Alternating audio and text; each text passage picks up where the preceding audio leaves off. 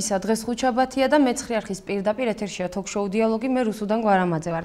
ახალციხის მერის ორკვირიანი მუშაობის პირველი შედეგი უკვე სახეზეა ვლადიმერ ზედგინიძემ პირველ რიგში საკადრო პოლიტიკას გადახედა და გადაწყვიტა, ვისთან ერთად გააგრძელებს მუშაობას, ვინ დარჩება თანამდებობაზე და ვის მოუწევს მერიიდან წასვლა.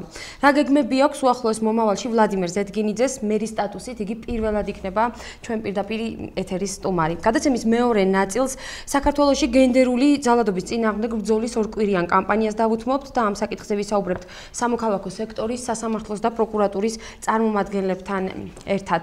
რაც შეეხება გადაცემის პირველ ნაწილს და ქალაქის პირველ პირს. ბატონ ვლადიმერ, საღამომშვიდობისა, პირველ რიგში დიდი მადლობა სტუდიაში მობრძანებისთვის. თავდაპირველად დავიწყოთ თქვენი მუშაობის პირველივე დღეს დაანონსეთ, რომ მიხედავდით ასე ვთქვათ საკადრო პოლიტიკას, გადახედავდით და ჩაერთვებოდით აქტიურად ბიუჯეტის პროექტის განხილვებში. სახეზია უკვე საკადრო პოლიტიკის გადახედვის პირველი შედეგი.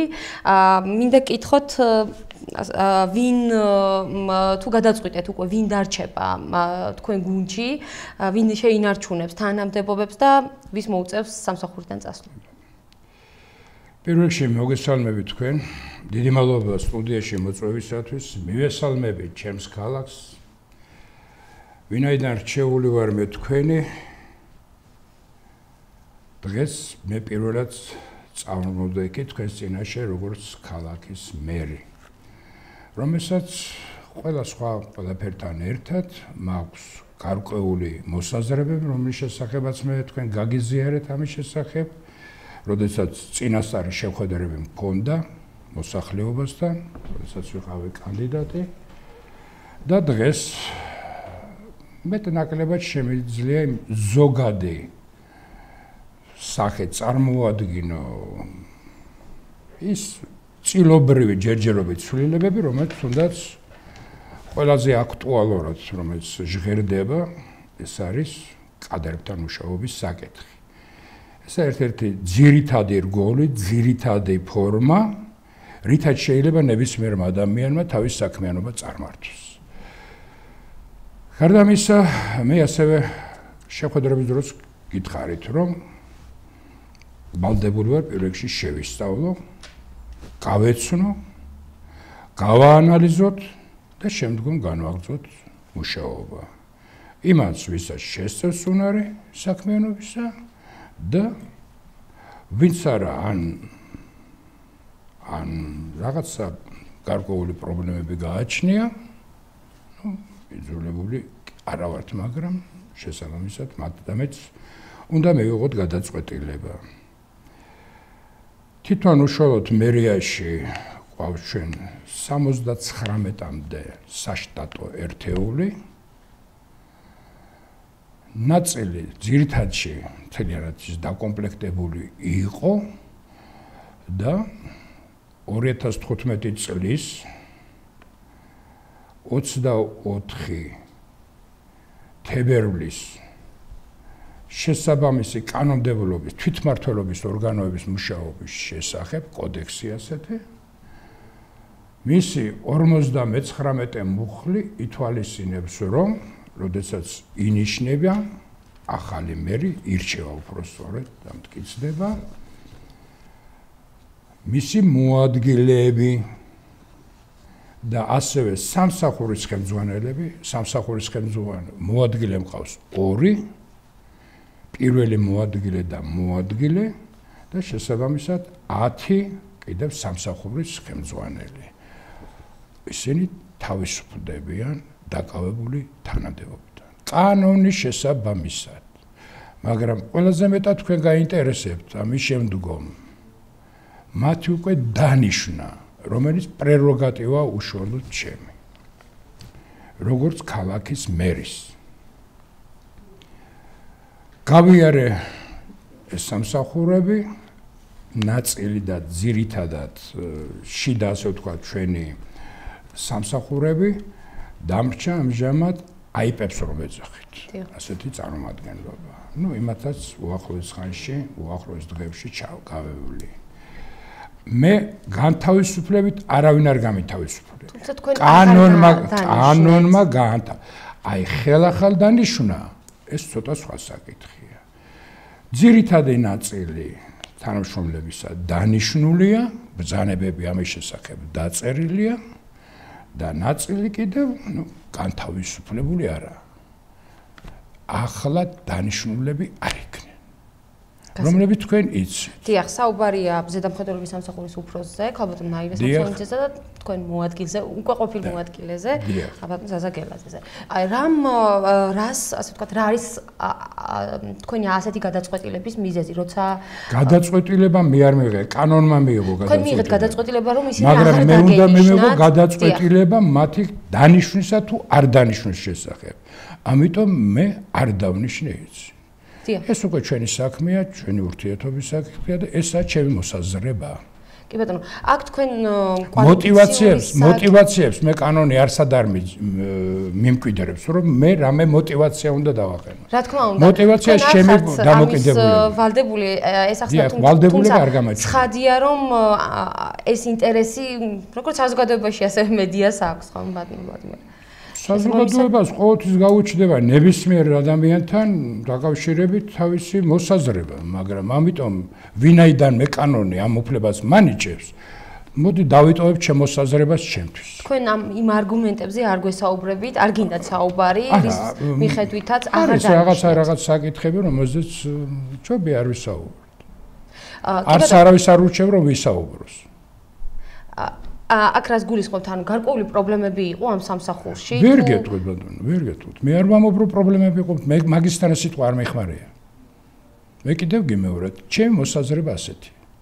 დიახ, გასაგები აქ პიროვნული ნიშნით გამორიცხავთ ამ საკითხს. რას ნიშნავს პიროვნული ნიშნით? თქვათ დამოკიდებულება პიროვნული ნიშნით, ვისთან გაქვთ კარგი ურთიერთობა, ვისთან არც თუ ისე კარგი, ვისთან თქვენ ახლა ცდილობ წამომაცდინოთ ისეთი რამ, რომელსაც მე არ გეტყვით. პიროვნული დამოკიდებულება როგორ შეიძლება საჯარო მოხელესთან ურთიერთობაში?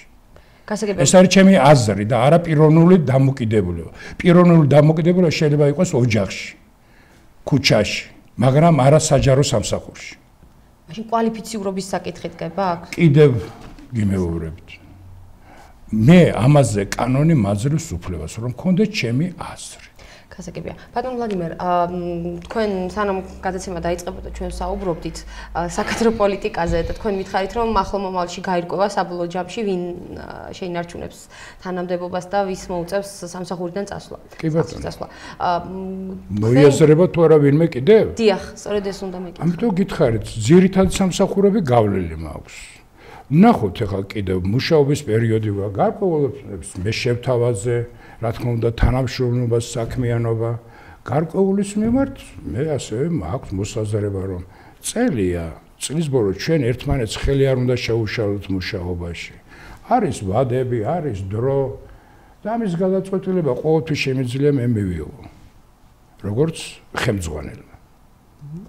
რაც შეეხება ის პირები, ვინც უკვე ვიცით, რომ ვაკანტურ ადგილებზე უკვე ცნობილ ვაკანტურ ადგილებზე დაინიშნებიან, ვის შეარჩევთ, აი რის მიხედვით მოხდება აქ შერჩევა?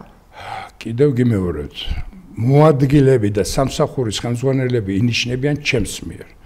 მაგრამ ვაკანტური ადგილები თუ გამოცხადება ცოტა დაბალი, ასე ვთქვათ, წარმომადგენლობისა, მათ შესახებ ჩვენ გვექნება გამოცხადებული კონკურსი უახლოეს ხანში, დაახლოებით 7-8 თანამდებობა, რომელიც არ იყო დაკომპლექტებული, ან საჭირო ჩავთვალე აი ეს რეორგანიზაცია, რომელიც გარკვეული სამსახურებისა უფრო კომპაქტურობისათვის, უფრო მათი შევსება რომ მოხდეს პროფესიონალებით. პროფესიონალიზმი დღეს საჭიროა, დამიჯერეთ, ძალიან აღთქვათ. მე მინდა აი საზოგადოებასაც და ყველას მიმართ, პროფესიონალები ჩვენ გვჭირდება. გასაგებია, მეტი კვალიფიციური კადრი ძალიან ბევრი საკითხი გვაქვს გადასაჭრელი. ძალიან ბევრი საკითხი სჭირდება კვალიფიციური მიდგომა. თუმცა კანონი ჩვენ არ გვიგრძალავს, რომ აი ახლა კონკურსის ჩატარება რო გჭირდება, რომ იმ კონკურსში სხვამაც მიიღოს მონაწილეობა. ამიტომ სარეკომენდაციოდ მე მიზანშეწონილად ჩავთვალე და მე მგონი საზოგადოებაში მართლაც ხარს დამეჭერს. რომ იქ უნდა იყოს სპეციალიზაცია, იქ უნდა იყოს მისი გარკვეული გამოცდილება, როდესაც სათაო ორგანოს ასე ვთქვათ ხელმძღვანელი ხდები, კარგი იქნება, როდესაც კვალიფიციური თანამშრომელი გეყოლება აბარში. ეს უფრო ნაკლებ ბიუროკრატიას გამოიწვევს. უფრო ნაკლები წინააღმდეგობა წარმოიქმნება ჩვენსა და მოსახლეობას შორის. ეს აქტუალური. ეს დღეს ძალიან პრობლემატური საკითხი. კვალიფიციური კადრები. დიახ. დაახლოებით როგორ გაქვთ მოაზრებული, რომელ პოზიციაზე შეიძლება გამოაცხადოთ ვაკანსიები რა? 7 არის იქ ჩამონათვალი უკვე გაკეთებულია, შესაბამისად უახლოეს ხანში ეს ჩემი ბრძანებით რა თქმა უნდა და საკრებულოსთან შეთანხმებით საკონკურსო თავისი ასე ვთქვათ განმარტებით იქნება წარმოდგენილი. მიეცემათ დრო რათა წარმოადგინოთ დოკუმენტაცია და შემდგომ ისაუბროთ. გასაგებია. კონკრეტულ სამსახურებზეა საუბარი მაგალითად. რა თქმა უნდა, ზოგი კონკრეტული სამსახურია, ზოგი განყოფილების გარკვეული რომელიც შემქმნით, რომელიც ჩამოვაყალიბეთ და ასე. რაც შეეხება რეორგანიზაციას, რომელზეც თქვენ საუბრობთ, აპირებთ რომ გარკვეულწილად მოხდეს, ასე ვთქვათ, ეს 10 სამსახური, რომელსაც მე ჩვენ კანონი გვაძლევს, აი ეს 10 სამსახური ჩამოვაყალიბებული მაქვს თითქმის უკვე პროექტის სახით, რომელსაც საკრებულოს წარუდგენ, თავისი განმარტებით, თავისი უფლებებით, თავისი მოვალეობებით, როდესაც დადასტურდება ეს ყველაფერი საკრებულოს მიერ, რა თქმა უნდა, ჩვენ უკვე მივიღებთ შესაბამის გადაწყვეტილებას. შესაძლოა მოხდეს ამა თუ იმ სამსახურების გაერთიანება, ასე ვთქვათ, გადაჯგუფება. გადაჯგუფებაც მოხდება და შესაბამისობაში მოყვანა, რომ მისი დასახელება მას უნდა პასუხობდეს. და შესაბამისად იმ სამსახურში ის სპეციალისტიც უნდა იყოს კვალიფიციური და შეესაბამებოდეს იმ საქმიანობას. ინჟინრებიც გჭირდება, პედაგოგებიც გჭირდება, კულტურის მუშაკებიც გჭირდება და ასე. საბუღალტერო საქმიანობაში, რა თქმა უნდა, საფინანსო ურთიერთობაში ბიოლოგი ცოტა ძნელია რომ მოვიაზრო. იქ გამოცდილება სტაჟის ჩავწერეთ, კანონი გვაძლევს ამის უფლებას, არანაკლები 3 წელი და ასე. გასაგებია თქვენ აღნიშნეთ რომ ასე თუ ისე სამსახურები უკვე შეისწავლეთ და აპირებთ უკვე აიპ-ზე აიპების შესწავლას. აიპების შესწავლას. თქვენი ზოგადად დამოკიდებულება და პოზიცია როგორი აიპებთან დაკავშირებით, იმიტომ რომ ხშირად ასე ვთქვათ აკრიტიკებენ ხოლმე პირველ პირებს რომ შეიქმნა მეტი აიპი, დასაქმდა მეტი აიპი, ხშირად თუნდაც თქვენივე საკრებულოს ოპოზიციონერი დეპუტატები ამბობდნენ რომ ეს იყო გაბერილი, შესაბამისად მასზე იხარჯებოდა მეტი თანხა, არ ქონდა ის ფუნქცია მოვალეობები, რაც უნდა ჰქონოდა. თქვენი დამოკიდებულება როგორია აიპებთან დაკავშირებით? მე ჩემი ოპოზიციური წარმომადგენლების საკრებულოში ვერ გეტყვით რა პოზიცია ეკავა და რა мотиваცია იყო მასში ჩადებული. ვერ გეტყვით, ნამდვილად ჩემთვის ეს უცნობია. და არც იმ ინფორმაციას არ ვფლობ, თქვენ რაზეც ბრძანეთ. არ ვფლობ ამ ინფორმაციას. ეთყობა მაგენი შემახსენებენ, როდესაც მე უკვე საკრებულოზე წავდგები, იმიტომ რომ ჩვენი ურთიერთობა იქიდან იწყება. მაგრამ დამერწმუნეთ, რომ მე მათ გულსაც მოვიგებ. თუნდაც როდესაც აიპების საკითხი შევისწავლე და რამდენად ისინი ქმედით უნარნი არიან. აი მას როცა მოვახერხებ, მაშინ მე დამერწმუნეთ, რომ მე მათ არ ექნება და თუ მათ მუშაობას გავააქტიურებ. გვაქვს რაღაცა მოსაზრებები და ამაზე მე მგონი ჩვენ ხშირად მოგვიწევს შეხვედრა და სიამოვნებით საზოგადოებასაც გავაცნობ და დამერწმუნეთ რომ საზოგადოებას ეს სიამოვნება თუ ჩვენ აი ესეთ რაღაც ორგანიზაციებს ჩამოყალიბებთ არა მარტო დასაქმებისათვის არამედ საქმის საკეთებლად სიამოვნებით გიმასპინებთ და მოვისმენთ აი ამ სიახლეების შესახებ. თუნდაც ქალაქის დასუფთავებისათვის თქვენი სხვანაირად არ გამეგოთ ის დასუფთავების სამსახური სხვა დაუშვათ აი მინიებიანი ძალიან ბევრი შენობა გვაქვს ფასადური ესე იგი ჩამოწმედას რომელსაც საჭიროებს და სხვა რატო შეიძლება შევქნათ ისეთი რაღაცა სამსახური თუ უშუალოდ ჩვენთან არა რომელიმე ახალგაზრდებს რომელიც ამდენი თხოვლობს რომ მუშაობა მინდა მუშაობა შევთავაზოთ ნუ საკლისებენ ამ საკითხს და 5-6 კაციანი ჯგუფი, რომელიც შესაბამისი ტექნიკური საშუალებით იქნებიან აღჭურვილი, ამდენი ბოდის ვიხდი ამ გასურილი მინა, რომელიც ქალაქის წინა პლანზეა წამოწეული, მაისში ჩამორეცვა, გაწმედა მოახდინონ. რამდენი ობიექტი გვაქვს, რომელიც რთულია და ბევრი დიასახლისი ვერ უდგება და მათ შეასრულონ. აი ბატონ ვლადიმერ, ამ შემთხვევაში იდეა თქვენია, გარდა ამისა, კიდევ რა იქნება თქვენი, რა სახით მხარდაჭერას შეთავაზებთ ამ რამდენი იდეები შემთხვევაში? მაქვს და თუ მე საზოგადოება მხარს დამიჭერს და ის თანამშრომლები, რომელიც ყავს, დამერწმუნდეთ, რომ მე მგონი რაღაცას გავაკეთებ და ძალიან ბევრ კარგს. ძალიან კარგი. ყოველ შემთხვევაში мотиваცია ჩემი ასეთია. თქვენ გაქვთ ერთი წელი მერობისთვის, თუ რა თქმა უნდა შემდეგ არ მოიფიქრეთ, დიახ, არც რჩება ერთი წელი. თუ შემდეგ არ მიიღეთ ისევ არჩევნებში მონაწილეობა და არ გაიხანძილოთ. შესაძლოა არა, რატო შესაძლოა? არ ვიცი, თქვენ უნდა გადაწყვიტოთ, მათყავთ რამე რომ არ მივიღე მონაწილეობას. მით უმეტეს თუ ეს იდეები მაწუხებს, შევეცდები რომ ის ერთ წელში თუ ვერ მოვახერხე, მეორე შემდგომ წელში გავაკეთე. გასაგებია, თქვენ უნდა დაიწყოთ აქტიური წინასაარჩევნო კამპანია. ეს შეამოვნება. ბატონ ვლადიმერ, მაგრამ ამ გადასახედიდან რომ ვიმჩნევთ, ფაქტურად ერთი წელიც არ დარჩა თქვენი მერობის პოზიციაზე ყოფნისა, პირველ რიგში რის გაკეთებას აპირებთ და როგორ ფიქრობთ, რას მოასწრებთ ამ ერთ წელში? ერთ წელში ბევრის გაკეთება შეიძლება და ბევრის გაფუჭება შეიძლება. ამისთვის რო გააფუჭო, ერთი წამი ჭირდება, მაგრამ რო გააკეთო, წლები ჭირდება. ისე როგორც ერთ დღეს ქალაქი არ აშენებულა, მაგრამ მინიმალურად იმას მაინც მივაღწევ, რომ ქალაქს დავასუფთავებ. ქალაქს გავწმენთ ბევრი რაღაც ზედმეტისაგან. არის რაღაცა მოსაზრებები იქ. გვინდა რომ მაქანა აუცილებლად და სასტრაფო წესით ყველანაირ თანხას შეველევი, მაგრამ იმ მაქანა აუცილებლად მაქანები უნდა ვიყიდოთ, რომელიც ქალაქს დაწმენს. წერსასურს რო ეძახით, აი ეს საკმაოდ ძვირია, ძვირადღირებულია, მაგრამ მოდით რა შეიძლება ზოგიერთი ქუჩის მოასფალტება ცოტა ხანს გავაჭერო. თუ არ მიწყეს მოსახლეობა და ქალაქი დავკავოთ. კარგი გაგებით ვამბობ ამას.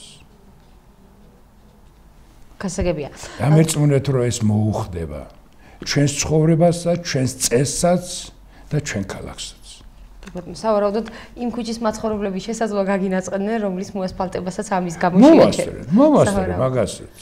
არ, მაგრიც არა. აი სხვა ასე ვთქვათ, პრიორიტეტები რა გაქვთ გათვლილი, რომელზე მუშაობასაც ახლავე დაიწყებთ და შესაბამისად წლის ბოლოს უკვე შედეგი დადგება. თქვენ იცით რომ ზამთრის პერიოდი მაინც ეს ცოტა ისეთი საკითხია, რომ უცბად რაღაცის გაკეთება არ შეიძლება. სამაგიეროდ ვიმუშავებთ ჩვენ ახლა პროექტებს. ვიმუშავებთ იმ საკითხებზე, რომ რა შევისყიდოთ დროულად, რომ გაზაფხულისათვის ჩვენ რა პროდუქტი შევისყიდოთ. სხვა პროდუქტზე მაქვს საუბარი, რა თქმა უნდა, ამ პროექტებთან დაკავშირებით, რომელიც ქალაქის იერსახეს გარკვეულწილად მოაწესრიგებს. ამას მივახცევთ. და უკვე გაზაფხულიდან დავიწყოთ, რომ აქტიურად ჩავერთოთ ამ საქმიანობაში. თორე ეხლა ასფალტი რომ დააგო, იმის დაგებას ფასი არ აქვს. ის ხვალზე გამოიყრება. მე მეტყვია რომ ქათმემაო გადაკეკეს ჩვენი ასფალტიო, მაგრამ არ მინდა. ბატონ ვლადიმერ, წინასაარჩევნო პერიოდში თქვენ როგორც კანდიდატი ჩვენთან როცა იყავით სტუმრად, როცა ბრძანდებოდით, მაშინ თქვით რომ თქვენი ერთ-ერთი პრიორიტეტი იყო ტურიზმი და ახალციხის ციხე. აი ამ ხრივ რა იქნება რა იდეა გაქვთ 2017 წლისთვის? ძალიან ბევრი, მაგრამ იმიტომ გეუბნებით, ჯერ მოდით ქალაქი დავასუფთავოთ, რომ ტურისტს შევხვდეთ სუფთა ქალაქით, სუფთა ხელებით, ყვავილებით. დასუფთავების შემდეგი ნაბიჯი რა იქნება? შემდეგი ნაბიჯი ყვავილები. ყვავილების შემდეგ? ყვავილების შემდეგ სიკეთე, უფრო მეტის გაკეთება, უფრო ისეთი რაღაცების მოწყობა ქალაქში, რომელიც ტურისტებისათვის კი არა, პირველ რიგში ჩვენ ქალაქელებისათვის მიზიდველი იქნება. და მე ამასთან ერთად, რა თქმა უნდა, ჩამოსული სტუმრისთვის. კი არ უნდა გავაკვიროთ, შევეცადოთ გავაუოცოთ. გავაკეთებთ ამას, დამიჯერეთ. იმდენად კარგი მოქალაქეები გვყავს, რომ თუნდაც იმაში დამეხმარებიან, რომ ისწავლონ, ნაგავი ურნაში უნდა ჩაყარონ. გასაგებია, უკვე სამოქალაქო საზოგადოების და ასე ვთქვათ ცნობიერების ამაღლებას აი მაგაშიც ხომ დაგჭირდება თქვენი აქტიური ჩართვა. გასაგებია, თუმცა კონკრეტულად კანდიდატობის დროსაც ერიდებოდით ამ საკითხებზე საუბარს, კონკრეტულად რის გაკეთებას აპირებთ. კონკრეტულად გეგმა როდეს არა, ახალაც რატომ გენესვარ, ახალაც მზათა ვარ, მაგრამ ეს არის ჯერ პროექტი. აი როდესაც ის ჩაიდება სამუშაო გეგმაში, აი მაშინ მე შემიძლია სრულად უფრო გითხრათ 2017 წელს რას ვაკეთებთ. გასაგებია და კიდევ ერთი მაშინ თქვენ როცა შეუდექით თქვენ საქმიანობას უკვე დაგხვდათ მზად ბიუჯეტის პროექტი 2017 წლის ბიუჯეტის პროექტი შემუშავებული, თუმცა გაქვთ დრო და საშუალება რომ მასში გარკვეული ცვლილებები კორექტირება გააკეთოთ და თქვენი პრიორიტეტებიც ასახოთ. რის ასე ვთქვათ ჩასწორებას აპირებთ თქვენ? Ცლიანად ეხლა ეს არის ის ძირითადი დოკუმენტი, ძირითადი ფინანსური დოკუმენტი ჩვენი არსებობის. ამიტომ კანონი ითვალისწინებდა, რომ შესაბამისად 15 ნოემბრამდე უნდა გადაცემულიყო იგი საკრებულოს განსახილვად შემდგომი მასზე რეაგირებისათვის. თქვენი თანამონაწილეობით ჩვენ მოვახდინეთ მისი საზოგადოების წინაშე წარდგენა. საზოგადოებამ ძალიან ბევრი ვინც იყო დამერწმუნება ამაში, რომ საკმაოდ ბევრი შენიშვნა მოგვცა. და ჩემ დაგასახარად მათი ასე ვთქვათ შენიშვნების და გულის წადილიც დაემთხვა ჩემს განწყობასაც ამ შემთხვევაში და თუნდაც იმ გეგმებს, რომელსაც თქვენ მეუბნებით. კონკრეტულად რა? კონკრეტულად თუნდაც ქალაქის დასუფთავება. თუნდაც ქალაქში მოძრაობის, ასე ვთქვათ, უზრუნველყოფის საკითხი. თუნდაც ის რომ ფასადური შენობები, რომლებიც ასე ვთქვათ, შეიღება, იმათ მოწესრიგება რომ არის საჭირო. ვიცი ეს ბევრისგან ცოტა დისკომფორტს გვიქმნის, მაგრამ რაღაცაცაც უნდა შეველიოთ ადამიანებო, რომელიც თვითნებურად გაკეთებული. რომელიც ქალაქს დაუშვათ აზარალებს, ელემენტარულად ჩვენ ვეგაზარალებს. აი ნახეთ, ქალაქის ცენტრი, შესაბამისად მთელი სისტემა, სადაც ამდენი მანქანები დგას, დასადგომი ადგილი არ გვაქვს, სამაგიეროდ სავაჭრო ობიექტის ხელმძღვანელი, რომელიც 15 მეტრში ცხოვრობს სახლი და მოიყვანს და თავის შენობის წინ აჩერებს მანქანას. თუმცა ამის რეგულირება როგორ წარმოგიდგენიათ, როგორ შეიძლება მაგას კომისია შევქმნით, უახლოეს ხანში ამ კომისიაში კარგი ჩვენი საზოგადოების წარმომადგენლები, ადამიანები, რომლებიც ცოტა უფრო პროფესიონალები არიან, მათი მეშვეობით უნდა მოახერხოთ ამის ორგანიზება. ქალაქს შეიძლება სრულად ვერ გამტვირთვათ, მაგრამ ტვირთვის საშუალება გაგვაჩნია. ინფრასტრუქტურასთან ერთად, აი, ორჯერ გავიტანეთ საკითხი კოსტავას ქუჩის კეთილმოწყობის შესახებ. ორივე ტენდერი ჩაგვივარდა.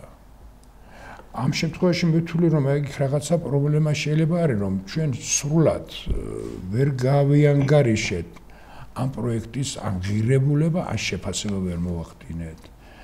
ვიცი რომ ბევრ ჩემს მოქალაქეს ეწყინება. ვიცი მეტყვის რომ მე თქვენი ამორჩეველი ვიყავი და შენ ჩემს საჭიროებოდ რატომ მოგიყვანეო. მაგრამ იმათ მეუბნებით, ჩემო კეთილო ადამიანებო, მოდით დავთმოთ გარკვეული ჩვენი ამბიციები და კანონის ჩარჩოში, ზედმეტს მე არავის არაფერს, კანონის ჩარჩოში. ცოტა ის კიბეები შევწიოთ, რომელიც ქუჩაზე გადამოიტანეთ. გასავლელი რო აღარ და ტროტუარი არ დაუტოვეთ მოქალაქეებს ცენტრალურ ქუჩაზე. აი მე მეკითხებით ხოლმე რა პრობლემა.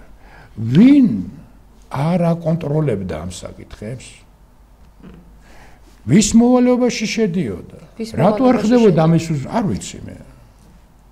ეს იყო სავარაუდოდ ინფრასტრუქტურის და ზედამხედველობის სამსახურის. არის რიგი საკითხები კიდე სხვა და ყველაფერზე ამაზე მე ვიცი რომ ხვალ და ზეგ მე მომთხოვენ. ამიტომ მეც ხომ ვალდებული ვარ, რა ჩავიბარე და რას ჩავაბარებ ვიღაცას. თუ დავაპირე კიდევ არ შევ. იბათ, გასაგებია. ძალიან დიდი მადლობა, ბატონ ვლადიმერ. თქვენ ძალიან დიდი მადლობა მოწვევისათვის. სტუდიაში მობრძანებისთვის, საუბრისთვის. მადლობა მხარდაჭერისათვის. მადლობა საზოგადოებას, რომელიც ჩვენ გვისმენდა. იმედია კიდევ შევხვდებით ბიუჯეტის პროექტზე, როცა ვისაუბრებთ სიამოვნებით გიმასმიძებ. 6-7 რიცხვამდე მე პროექტს ჩავაბარებ. დღეს ზუსტად მუშაობდით ამაზე და თუ გაინტერესებთ, დამატებით ინფორმაციას მოგგვაქვს. ამაზე ცალკე გადაცემას უფრო ვრცლად ვაპირებთ, რომ ვისაუბროთ და შემდეგ შევხვდებით ერთმანეთს. მე მაყურებელს შევახსენებ, ვლადიმერ ზედგინიძე, ქალაქ ახალციხის მერი იყო ჩვენთან სტუდიაში. პირდაპირ ეთერში საკადრო პოლიტიკაზე ვსაუბრობდით, რომლის განხორციელებაც უკვე დაიწყო ბატონმა ვლადიმერმა და შედეგიც სახეზია. ჯერჯერობით მხოლოდ ორი პიროვნების არ დანიშნას გვიდასტურებს, ახალციხის მერის მოადგილე ზაზა გელაძე და ზედამხედველობის სამსახურის უფროსი ნაირა სამსონიძე. თქვენ არ გადართოთ, რამდენიმე წუთში დავბრუნდებით პირდაპირ ეთერში და ვისაუბრებთ საქართველოში გენდერული ძალადობის წინააღმდეგ ბრძოლის ორკვირიან კამპანიაზე. ჩვენი სტუმრები სამოქალაქო სექტორის წარმომადგენლები, პროკურატურის და სასამართლოს წევრები, წარმომადგენლები იქნებიან, ასე რომ რამდენიმე წუთში პირდაპირ ეთერში ვართ.